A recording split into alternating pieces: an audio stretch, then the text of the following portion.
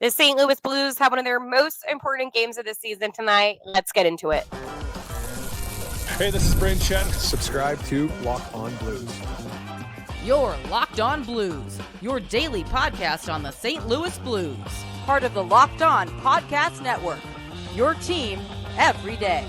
And a good Tuesday evening, and welcome back to Locked On Blues. I am your host of Locked On Blues, Haley Taylor Simon, talking to you all things about our St. Louis Blues here on the Locked On Podcast Network, your team every day.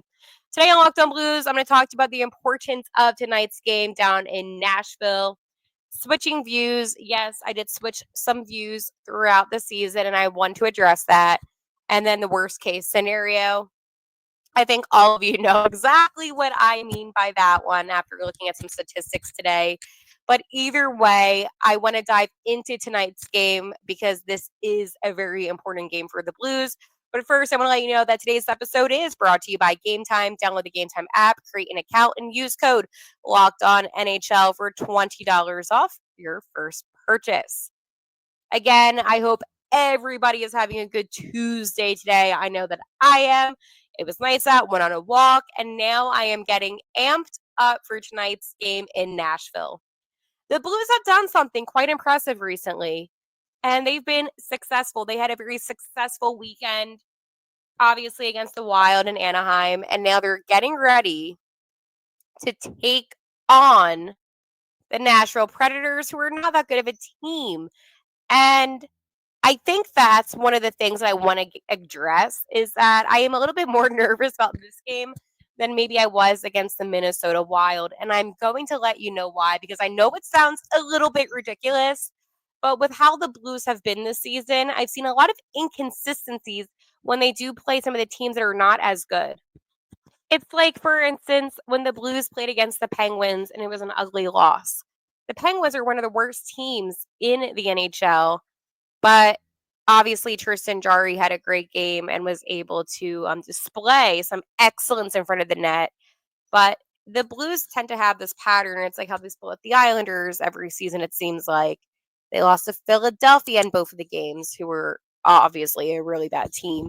So it's one of those things where when the Blues play teams that are below 500, I do get a little bit apprehensive and nervous. Just due to the nature of the pattern that I've seen from them this season. However, I will say that with how they played against the Wild and then Anaheim this past weekend, I just feel this overwhelming sense of confidence, a sense of excitement, and a sense of just playoff on my mind. I'm like tunnel vision towards the playoffs. And I think that's fair. I mean, we talked a little bit yesterday about the Nashville Predators, and obviously I'm going to go over some more thoughts with the game tonight. But I do think for the Predators, obviously, there's the one guy in my mind, Philip Forsberg. Obviously, he's the leading scorer for the Preds this season with 25 goals, 59 points total in 66 games. In the last 5 games, he's had 4 points with 3 goals and 1 assist. So obviously, I do get a little bit nervous when it comes to players like him who have displayed nothing but excellence, not only just this season, but just his NHL career, right? And it goes beyond just a single season. I think for me, and what I want to see out of the Blues tonight is just maintaining the competitiveness. Approach every single game like it's the playoffs, and they will get in. I think the moment they kind of let up and they think, oh, we'll be fine, is going to be the moment that it's going to all crumble down. I know that Coach Montgomery, like, I watch his facial expressions and I see how he can be. I saw how frustrated he was in Pittsburgh, and I get why. The Blues do a really good job at maintaining presence in the offensive zone. And that's something that a lot of teams in the NHL struggle with is good offensive zone coverage. And I think that's awesome if you're able to score and gain something out of it. But if you're not able to do so, not that it's a waste, but it's just a very frustrating situation for the teams to be in, which is why, again, I do think that this team just needs to stay consistent and they will be fine.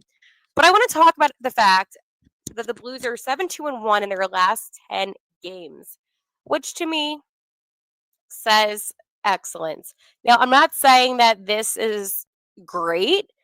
I'm not saying that this is bad. This is actually really good for St. Louis. So this is great for them. A little bit of statistics. I'm a big stat person.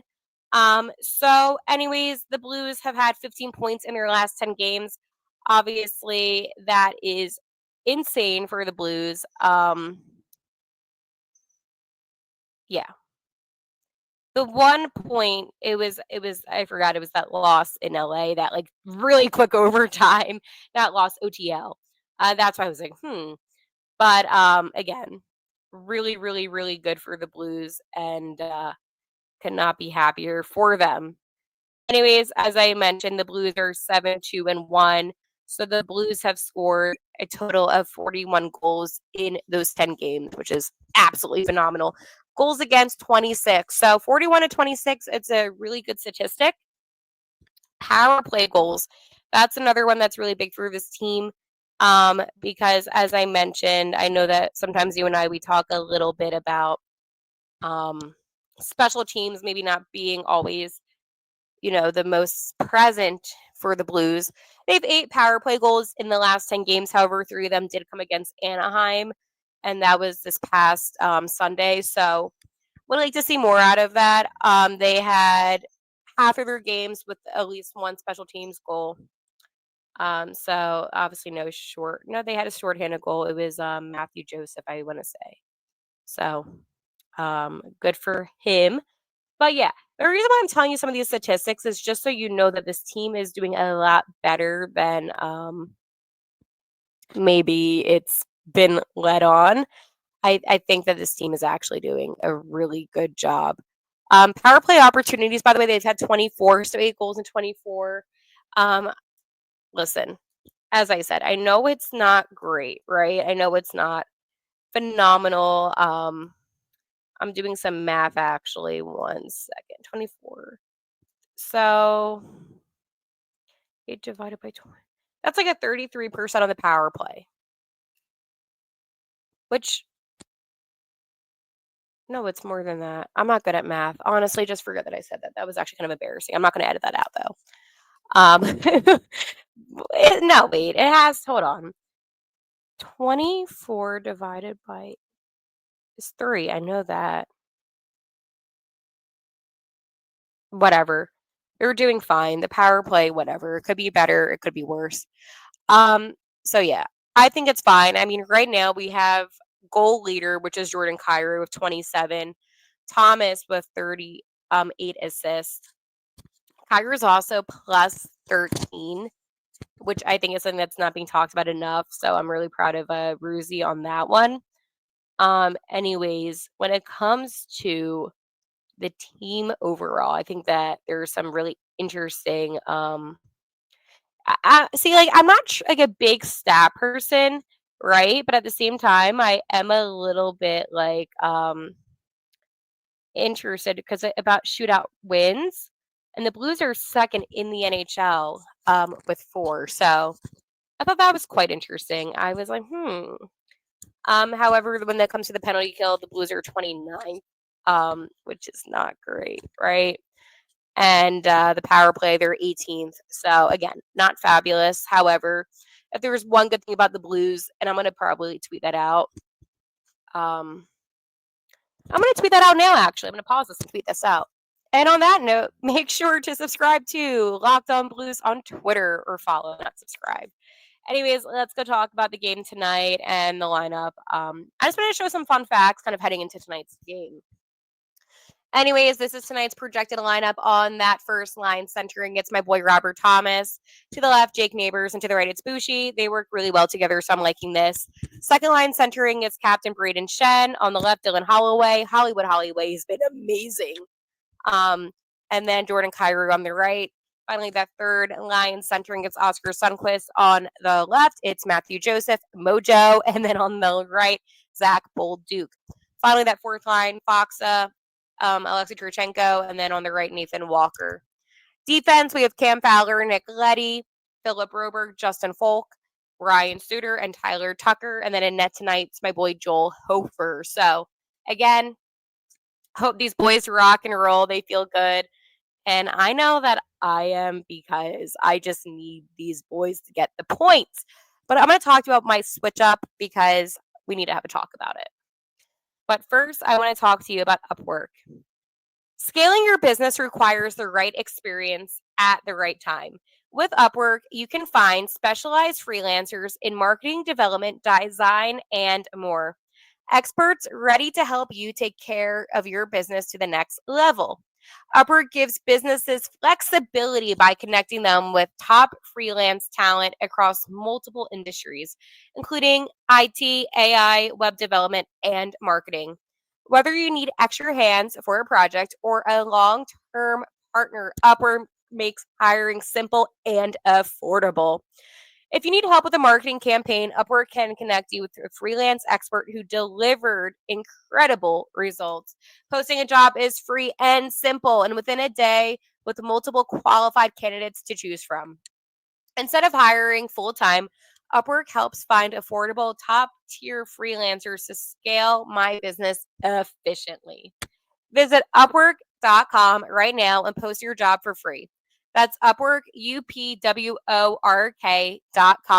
Upwork.com to connect with top talent and to grow your business today. So let me address a couple things. Number one, I switched my views and my opinion. And you might be wondering, Hale, what's going on? Well, let me explain because I got a comment and it's from a rippled something, whatever. They commented, not whatever on the person, but just explaining the comment. You switch your opinion. What's going on? You're so negative. We want someone positive. Okay. Let me explain. I do this podcast 5 days a week, every single week for the past 2 years. And I've been a Blues fan my whole life.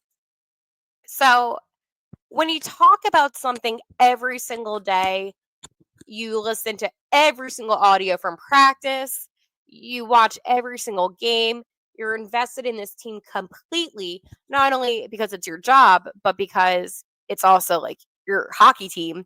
You're going to have an opinion, right?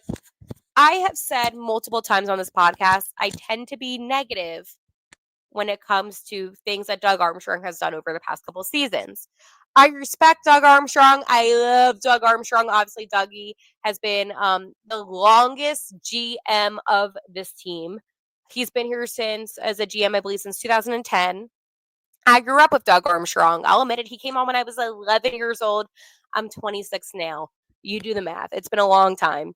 And he got this group of guys. I mean, I know not all these guys on this current team, but he got a Stanley Cup not too long ago. So obviously I like Doug Armstrong. In no way am I saying I don't like him. In no way am I saying I don't respect him. In no way am I saying that he's doing a bad job as general manager. I am not saying that. I have been voicing frustration about the trade deadlines throughout the past couple of seasons. They didn't do anything last season. Okay. They didn't do anything this season. Okay. This season, the reason why I was a little bit more frustrated was before the Blues went on this like incredible hot streak, which I'm very happy that they did, they weren't winning. Okay. They weren't getting the points that they needed. They were losing to bad teams. And I thought to myself, wow, they are going to end up missing the playoffs and they're going to be in the middle bottom again. And it's going to be the same result of run it back next season. And that's what made me nervous. I think that with the Blues going on this hot streak lately, it took me by surprise. Okay.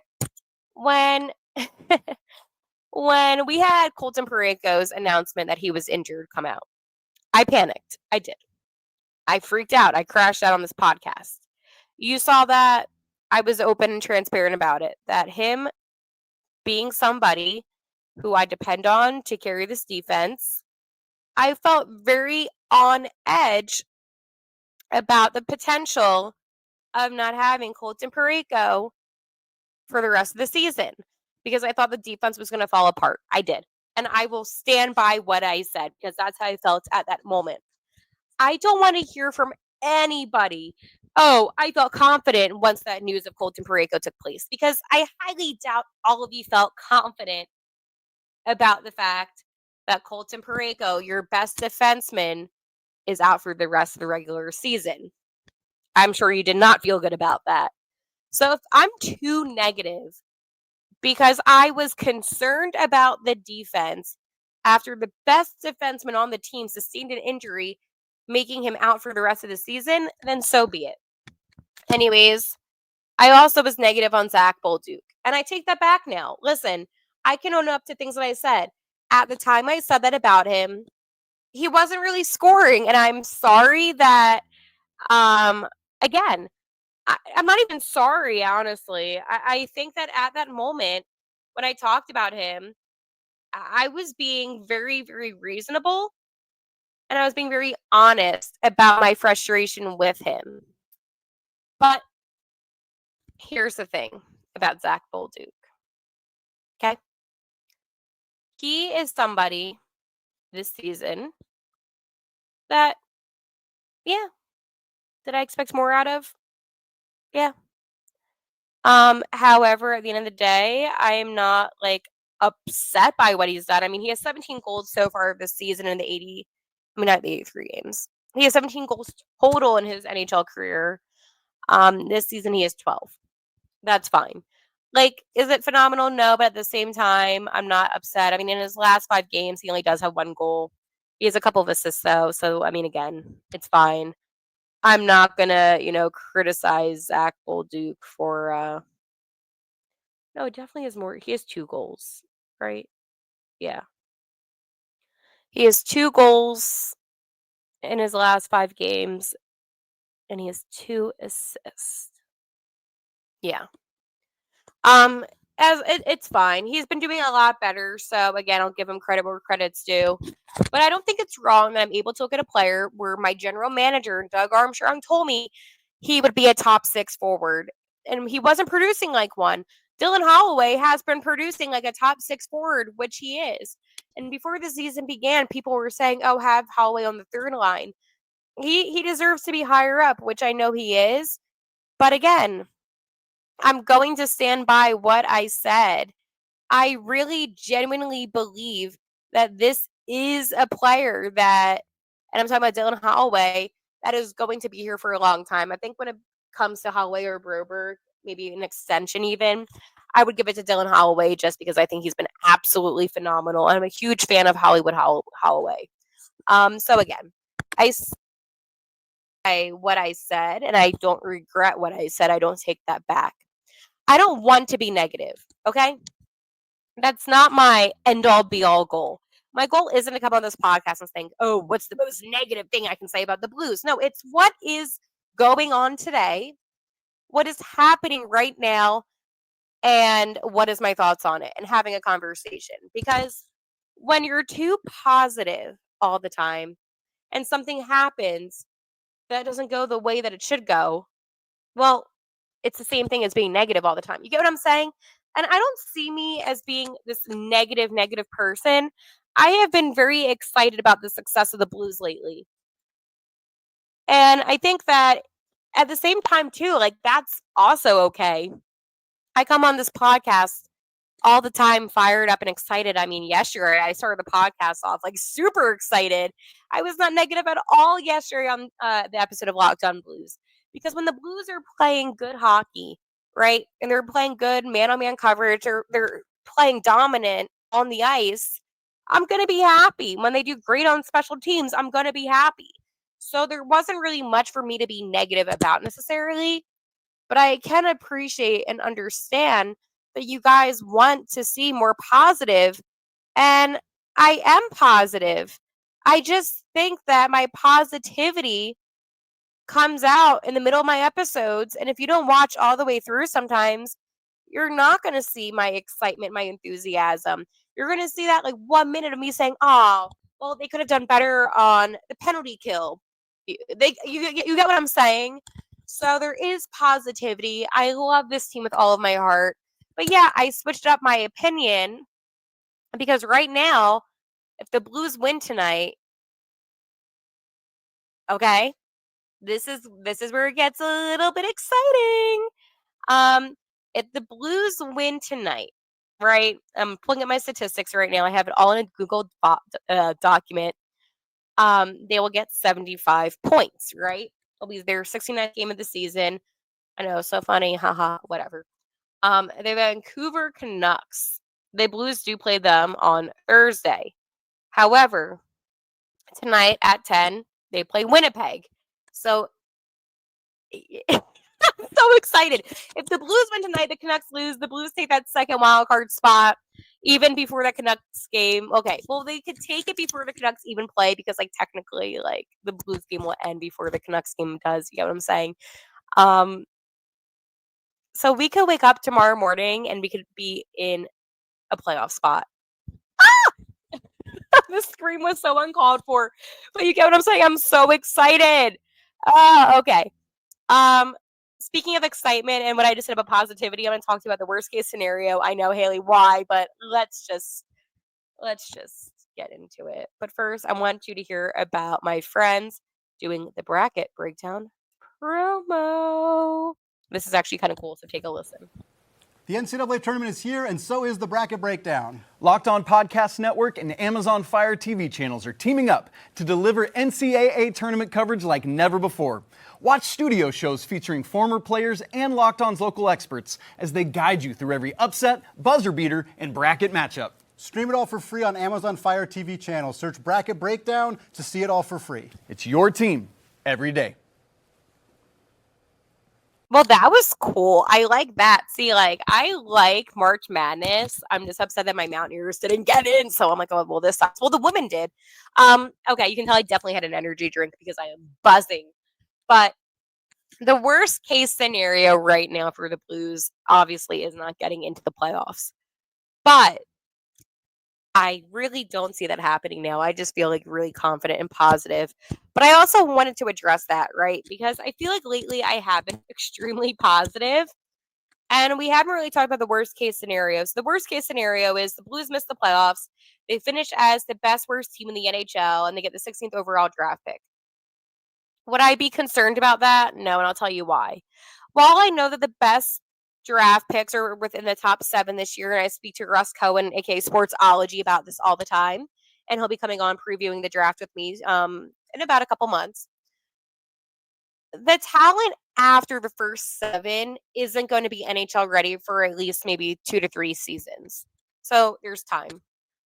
The Blues, on the other hand, they have a lot of good guys in the system. And again, I can break down all the prospects in another episode. I'm just kind of doing like a brief overview of the worst case scenario.